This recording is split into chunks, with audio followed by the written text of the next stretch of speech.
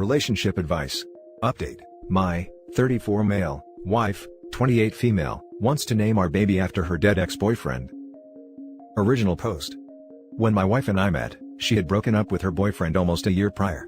We went on a couple of dates, until I noticed she slowly stopped talking to me. I found out she had gotten back with her boyfriend. We remained friendly since we would run into each other at the gym. That's how we met. A year later, they break up. I decided to go for it again and asked her out. She was pretty upfront about him, and I learned that they had been off and on for almost 4 years. She left him because he started to get abusive. We get married a little over a year later. A few months later, she gets pregnant. Last week, I was sitting in the kitchen studying until I heard my wife yell out, crying. I ran over to her to ask her what was wrong. She had difficulty speaking, but she eventually showed me a post on Facebook that a mutual friend between her and her ex had posted. Her ex had gotten into a motorcycle accident and had died. My wife was / an avid motorcyclist who stopped riding once she got pregnant. She knew how passionate he was about motorcycle riding just as much as her, and how tragic it is. I console my wife and help her get to bed, letting her know that I'm here for her. I didn't think much about the whole thing, until my wife told me last night that she wants to name our baby after him. I hesitated for a bit and told her that I feel uncomfortable with it. For one, it's her ex. Second, he was abusive. Why would she want to honor someone like that? My wife got pretty upset and just wouldn't hear me out on my reasons. She won't talk to me at all. Am I really in the wrong here?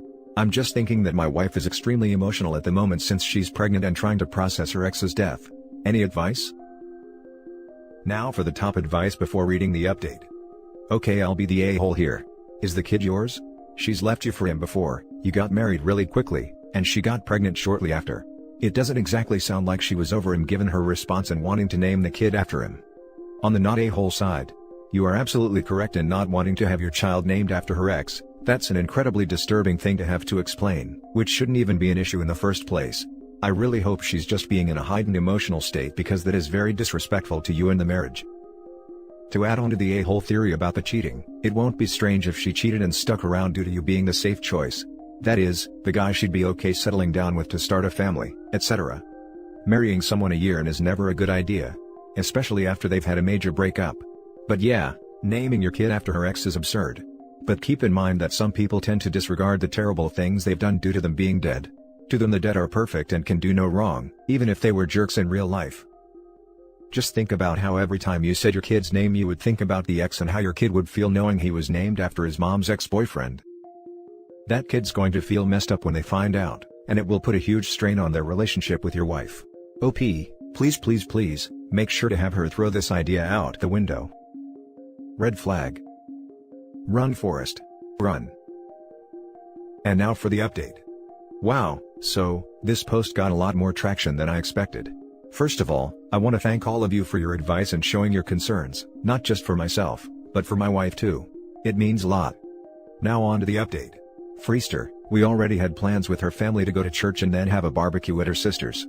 Not wanting her family to see any tension, I saw this as a chance for her to have to speak to me.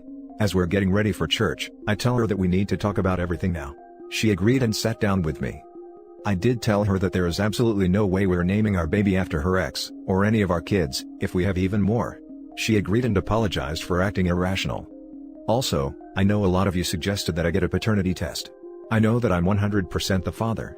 I didn't want anyone to get my anxiety up, since while it may seem rational, jumping into an extreme conclusion and making things worse. I thought it out, but I still did ask if she was still in love with her ex and if she did cheat. She adamantly said no. She had already stopped loving him, even before they broke up. She tried to make the relationship work, but she just wasn't in love with him anymore. She described him as not being a good person at all.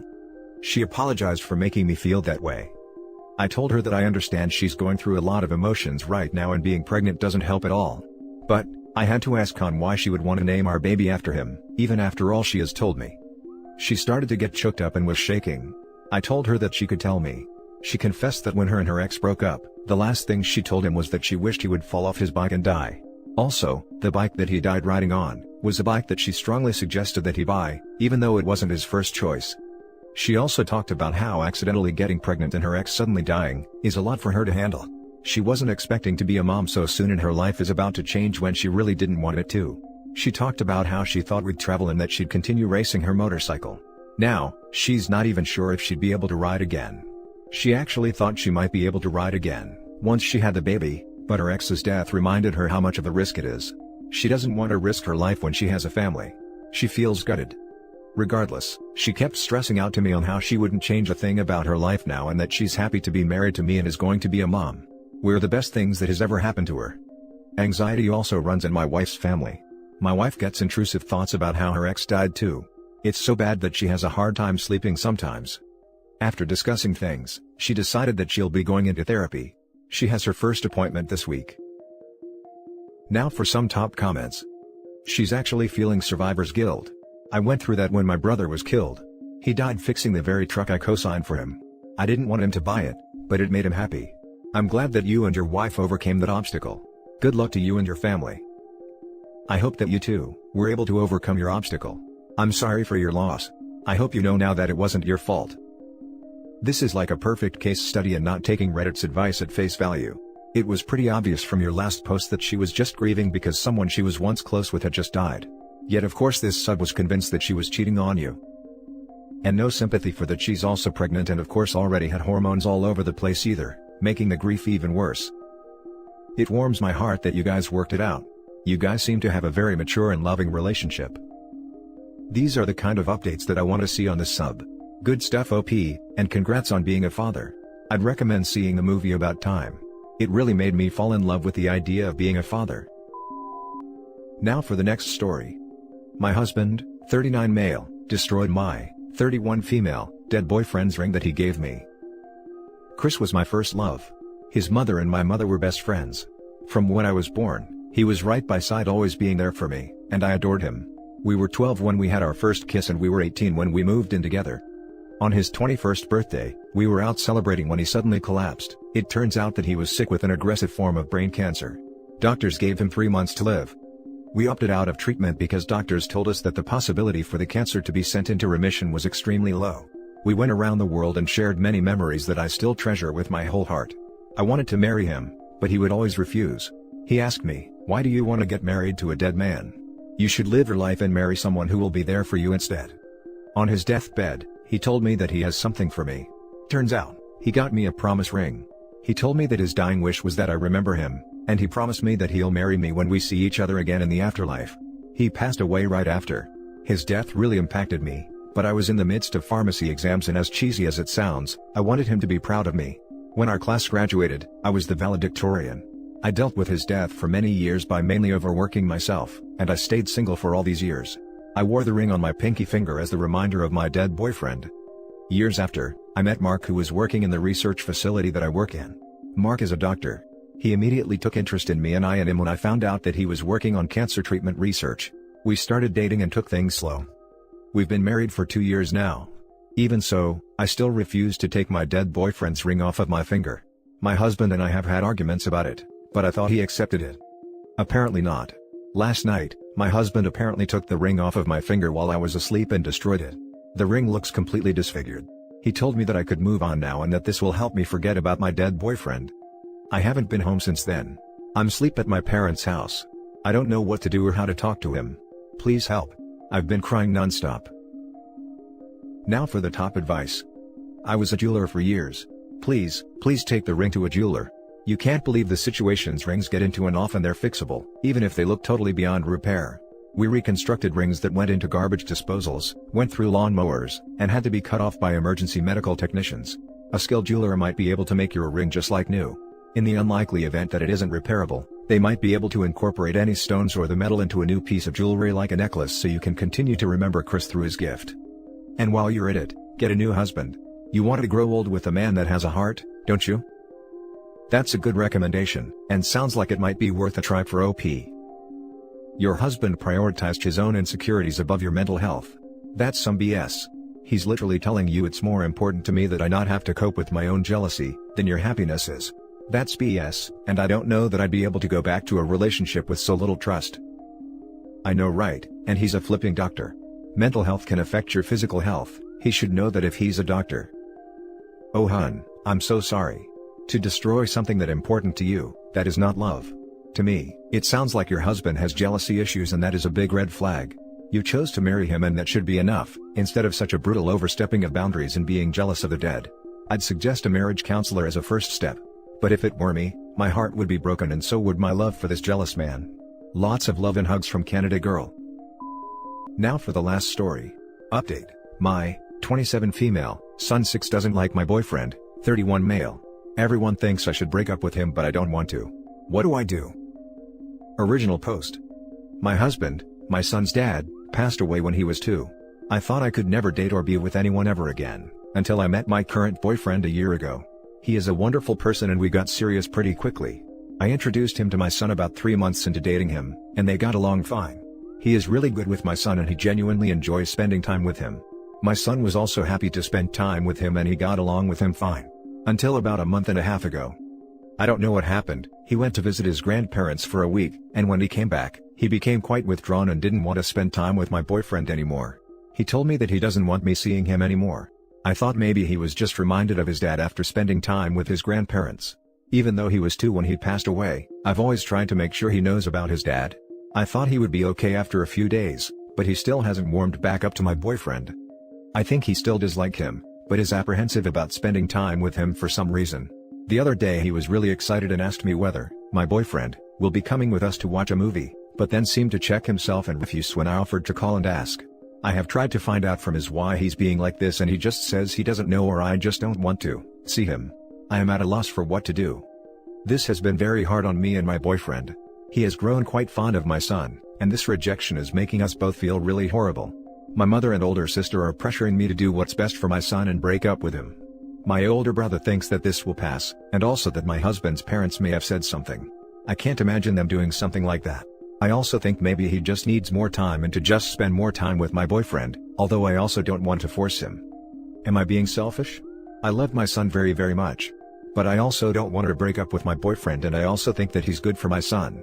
Am I being a horrible mom? Now for the top advice before reading the update. I mean, barring the usual childhood ridiculousness that can occur, sounds like the grandparents said some things. It could have even been inadvertent. I agree 100%. The child probably said how much he likes the guy, and the grandparents got offended. When he visited his grandparents, I am assuming it was his dad's parents. Could they have either intentionally or unintentionally said something to your son about his dad that would make him feel guilty for accepting another man into the father figure role that should have been their late son's? I would ask your son or maybe have a conversation with the grandparents. They may be hurting or feeling slighted by the fact you are moving on and possibly finding a new father figure for your son. You should not have to ruin a really good relationship with what seems like a genuinely caring and loving guy, but ultimately, the relationship with you and your son comes first. I hope you are able to solve this dilemma and everything works out for you. This sounds very likely. This is either something happened between your boyfriend and son when you were not looking, or your son's grandparents want you to be a widow forever. Have they ever spoken to you on this subject? I've asked my son whether my boyfriend did anything or said anything and he denies anything happened. Well, he just says no. Did he do anything to upset you? No. Did he do anything to hurt you? No. Did you have a fight? No. My husband was their only son and it was very difficult for them to accept when he passed away. They've never directly said anything to me. Now for the update. Turns out it really was something his grandparents said as many of you suggested. They said some things that made my son think that my boyfriend and I will make our own family, and he'll be the fifth wheel and I will no longer love him. I reassured him and made sure he understood I will always love him, and that he will only have more people love him, not less. Boyfriend and I agreed we needed to spend more time together with him, and we've been doing that and he's warmed up to boyfriend surprisingly quickly. So that's working out really well, and my boyfriend has been really wonderful throughout this. I feel kind of ashamed for even considering breaking up with him. I've been told I told you so by my brother. I have been putting off talking to his grandparents. But I will definitely talk to them before I let my son spend time with them again. I want to make it clear to them that it's not acceptable to say or insinuate things like that to my son, but also want to reassure them that they will get to see him, so long as they don't put weird ideas in his head. I think I will see them by myself and lay it all out and then maybe have a little break before letting my son visit them. Edit. Thank you all for your kind words and advice. Honestly overwhelmed by the number of responses. Wasn't expecting it. I know many of you think that I should cut his grandparents off, but I honestly don't think they must have said something like that directly to him. Maybe he misunderstood. I will find out for sure when I speak to them. I am taking this very seriously and it's definitely a possibility depending on how everything goes. Now for some top comments.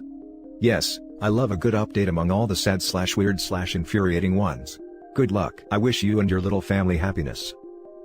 This place has been on a roll with happy updates recently. Talk to the grandparents, but make sure they don't make your son feel guilty for telling on them if they had told him not to say anything. Then your son may think you lied if he gets in trouble with the grandparents because you promised that he will not get in trouble. Good luck. It's not reasonable or kind to ask a young child to keep a secret. That's not good parenting. They emotionally manipulated your child to try to manipulate you. You shouldn't leave them alone with your son anymore and make it clear that if they put their own wants above the emotional needs and safety of your child, then they won't be allowed to see him. Yeah, no unsupervised visits until they can prove they're not trying to sabotage you. I'd fear what the next accusation could be. And that's it for this video, guys. If you have thoughts to share, leave a comment below. Don't forget to hit like and subscribe if you like this content. I'll catch you in the next one. Good day, everyone.